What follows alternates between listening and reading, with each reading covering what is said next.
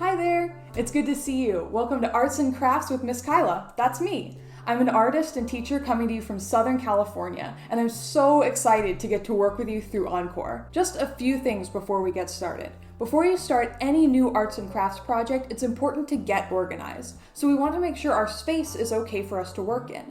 You might be on the floor, at a table or a counter, or outside.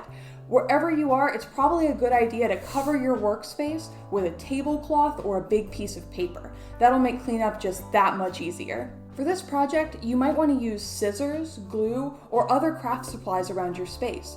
Make sure whatever you're using, it's okay for you to use. And if you're not sure, ask an adult. You might also find you need help cutting or gluing something, and an adult isn't available to help you right now. You can always get creative and think of another way to do what you want with your project, or you can be patient and go back to that step later. I can't wait to get started on this week's project, so let's get going. Today we're going to be making giving trees inspired by Shel Silverstein's The Giving Tree. For this craft, you're going to want a paper plate, some colored paper, glue, scissors, and something to draw or write with. I'm using a pack of crayons. If you're missing a color of paper that you want to use, you could always use white paper and color it to be whatever you need. Or you could switch to trying paint, markers, crayons, or anything you have available to you. You might also want to decorate with pom-poms, ribbons, buttons, or anything else you can think of. To make our giving trees, first we're going to take our brown paper and lay it down long ways to ourselves, or what we call portrait style.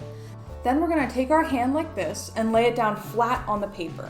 You want to make sure you have some part of your arm to be the trunk and your fingers are going to end up being the branches. My hand might be a little bit bigger, so I might use 2 pieces of brown paper to make my trunk a little longer. You can decide how big you want your trunk and your branches to be. So next, pick up your crayon or pencil. It's probably best not to use a marker for this so we don't draw on our arms, but then we're going to go ahead and just trace around our hand. So you want to make sure to keep your hand nice and open and trace all the way around. So when you're done, you should have something like this, just our hand on a piece of paper. So next, we're going to take out our pair of scissors and we're going to carefully cut out all the way around the outside of our hand.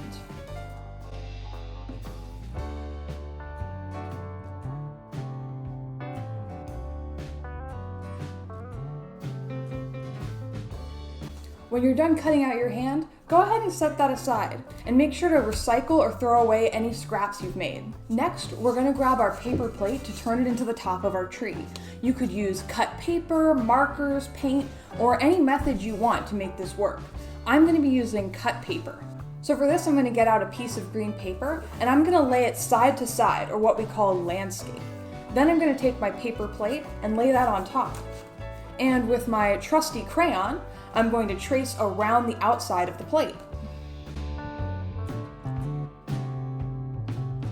Next, I'm going to take my scissors and cut this circle out.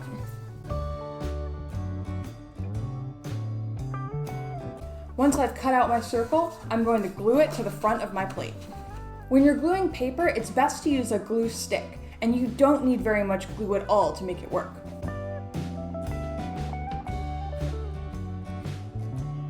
It's helpful to get your glue all the way around the outside edge of whatever you're gluing and then only a little bit in the middle. Again, you don't need very much glue at all. Then we're going to place our circle right on top of our plate and press it to make it stick. And it's okay if it gets a little wrinkled because that makes it look a little bit more like leaves on an actual tree. So now we have the top of our tree. You can always use the scraps of your green paper to add more to the edge of the tree. So next we're going to take the trunk and branches we just cut out and attach that to the front of our tree. I'm going to take my hand and glue it so the side I traced on is face down on my tree. That way no one will see the extra lines of crayon around the edge of my hand.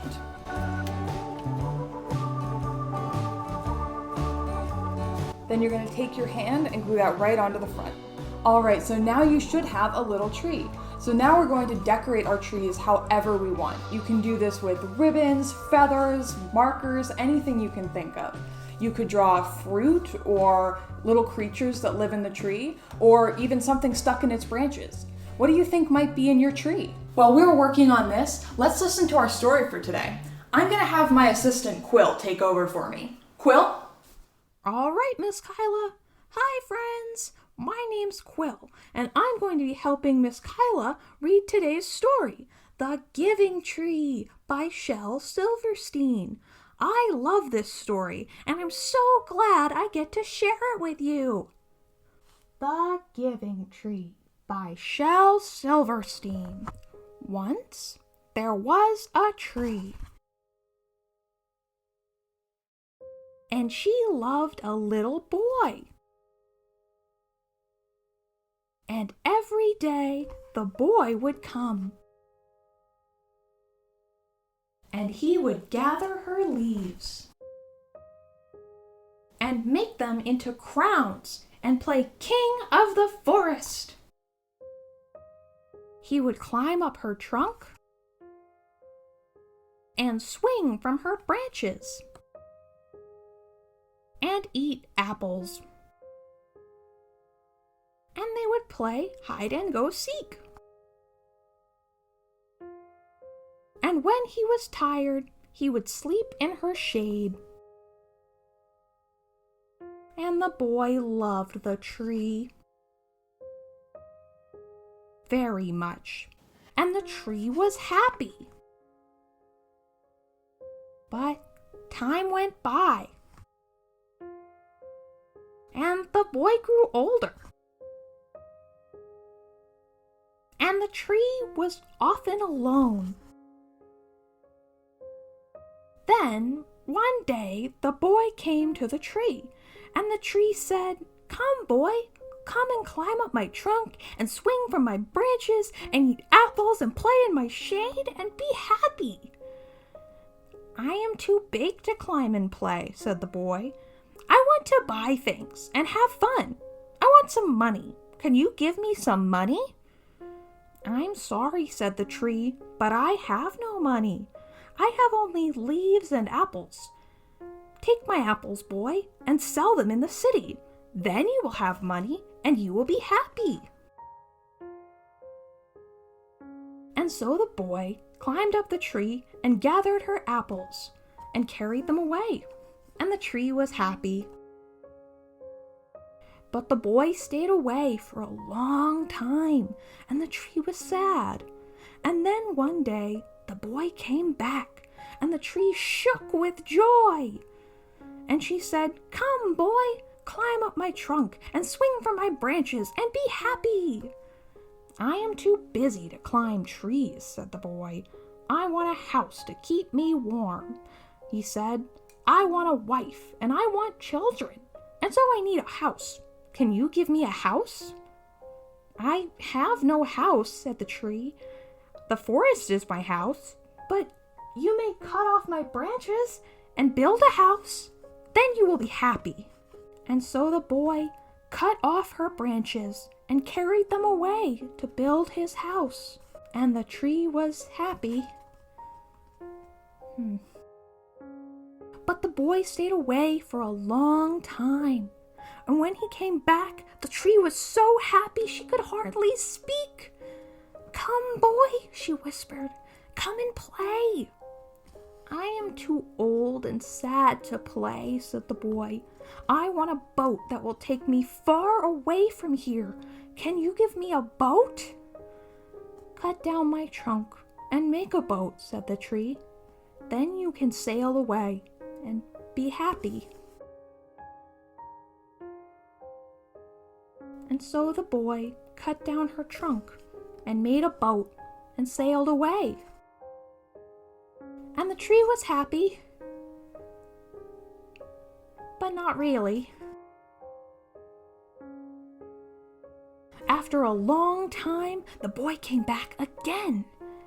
"I am sorry, boy," said the tree, "but I have nothing left to give you. My apples are gone." "My teeth are too weak for apples," said the boy. "My branches are gone," said the tree. "You cannot swing on them." "I am too old to swing on branches," said the boy. "My trunk is gone," said the tree. "You cannot climb." "I am too tired to climb," said the boy. "I am sorry," sighed the tree. "I wish that I could give you something, but I have nothing left. I'm just an old stump." I'm sorry. I don't need very much now, said the boy. Just a quiet place to sit and rest. I am very tired. Well, said the tree, straightening herself up as much as she could. Well, an old stump is good for sitting and resting. Come, boy, sit down and rest. And the boy did. And the tree was happy. The end. Wow, I love that story, and I love reading with you. I think it's really my calling. Okay, thanks, Quill. Wow, that was a great story. It's one of my personal favorites. And I got some inspiration to add apples to my tree, just like the giving tree gives the boy in the story. What did you add to your tree? If you're looking for something more to do with your tree, you might think of something you could give to someone you care about that would make them happy. I thought about giving someone hugs, flowers, or candy, but I bet you can think of lots more things to give. You could give it to that person, or you could hang it on your wall or refrigerator to remind you of all the awesome ways that you can be giving every day. Thanks for joining me today for Arts and Crafts with Miss Kyla. That's me. Stay curious, get creative, and I'll see you next time. Bye!